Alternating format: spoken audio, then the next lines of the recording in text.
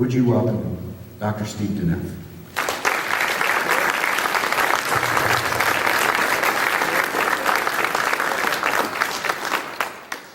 Hey, you guys. It's always fun to get to come to Flame. Wayne's right, it requires some juggling of the schedules, but it's something that I insist on because Flame is, you guys, I don't know whether you know this or not, you have a different atmosphere here. You can go to different places around the church and even to any of the Christian universities. But there's something happening here at Flame that's unique, that's different from that. On my way out the door yesterday, I turned and said to one of the staff members, she goes, well, I know how these weeks are kind of hectic for you. And I said, yes, but I'm committed to this because, in my opinion, IWU will probably educate the next superintendent. But Flame will probably educate the next revival.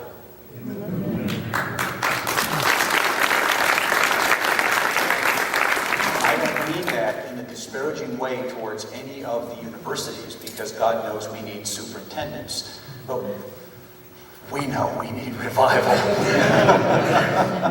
We got to have something, people. And so my prayer is that what happens at these Flames across the country is that God will stir up hearts and just educate you guys enough to, if it's real truth, God will set it on fire. And when he does, it will go crazy. And when that happens, I'm praying that the church will warm up to that. And so you really are the future. And it's not me. I'm too old. It's you guys. And so I believe in you and anything that I can do, or any of the professors while I'm here to help you do that. I'm all for it. Can I talk this morning to you just for a few minutes about failure? Having ramped you up. Go get them! Let's talk about failure. Okay, I'm a sports guy, so I love to watch sports, play sports. And I, these moments are indelibly stamped in my mind. Cubs fans, anyone? Yeah, Steve Bartman. Name ring a bell? Yeah, steals the foul ball from Moisey Lou. You're out of that game. Now forget the fact that there were 3 other errors in that inning, and the pitcher couldn't get out of the inning. It was Bartman that you think cost you the playoffs. In fact, he did. Red Sox fans, it's Billy Buckner. Buckner's on first base, and a simple ground ball to the first baseman down the line that rolls right underneath his feet. I can still see Mookie Wilson, right? Yeah, right there, Bell. I need some amens. Look at the old guys who are going, oh. Dude, that was 1986, bro. Not that I'm keeping score, but I can still see Mookie Wilson running around third base and clapping his hand like this because the Mets are going to win the World Series.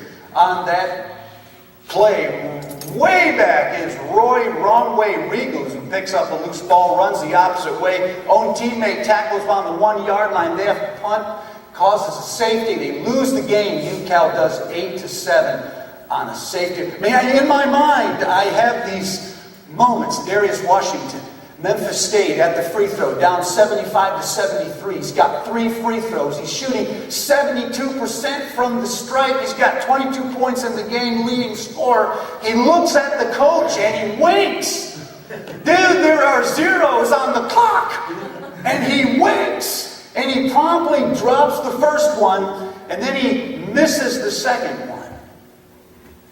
And then with a slight pause, he looks again and takes the third shot. And it hits the rim and it stays on the rim for a second, almost to mock him. And then it falls off. And in national television, Darius Washington falls to his knees and takes his jersey and covers his face because his dad told him, if you ever make a boneheaded play, cover your face because the cameras are going to be zooming in on you. And he's right. They feast on this kind of stuff. And so he covered his face like his father told him. And they literally, somebody from the stands yelled out, somebody help that boy. And they got up and they ran on the court and they helped him off the court. So in my mind, I remember these plays. I've seen every single one of these things without YouTubing them. I'm old enough to go all the way back. Except for Wrong-Way Regals. That was 1906. I wasn't there. There's 2 other failures that I want to talk about this morning. One of them you may not have heard, the other one you know very well. Fred Merkle is the one.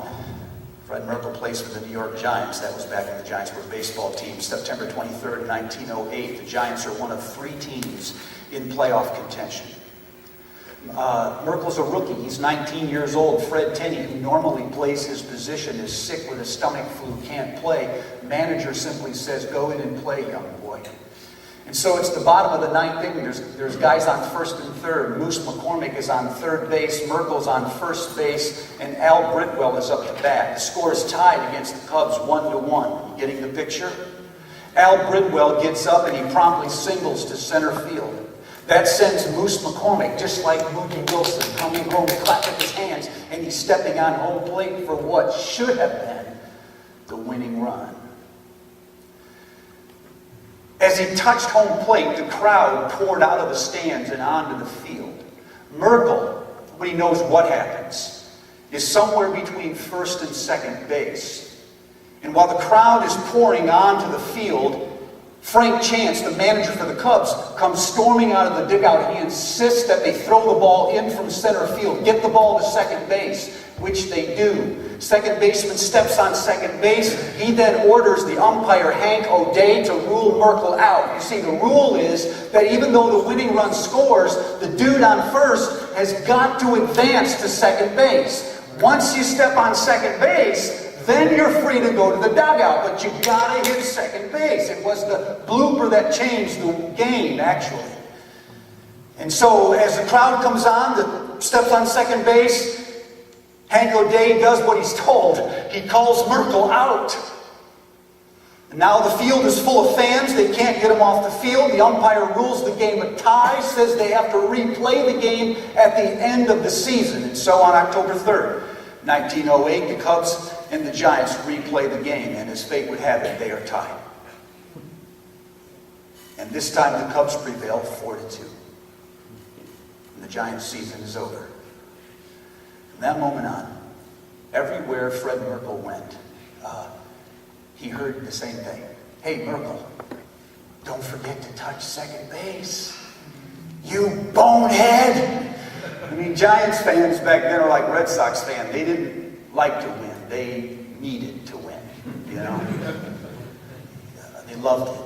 And so Merkle never lived that down. In fact, if you go to Google today and you type in the word bonehead, it will call up Fred.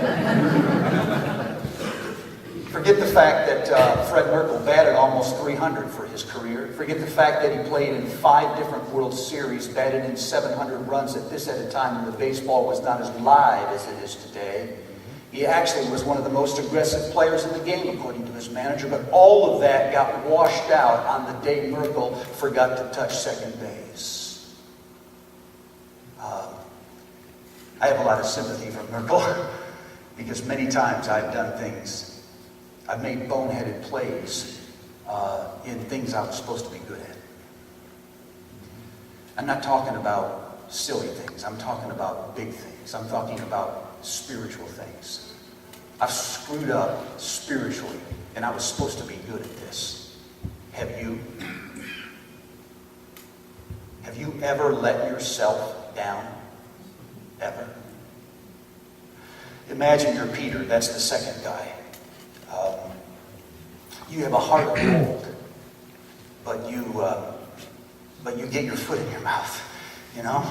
I mean, you love God and you worship God, and you're the first person to do everything. You're the first person to jump out of the boat, first person to pay your taxes to a fish's mouth, first person to whack off the serve. Remember this? Whack off the serve. Nobody else is doing that. It's you.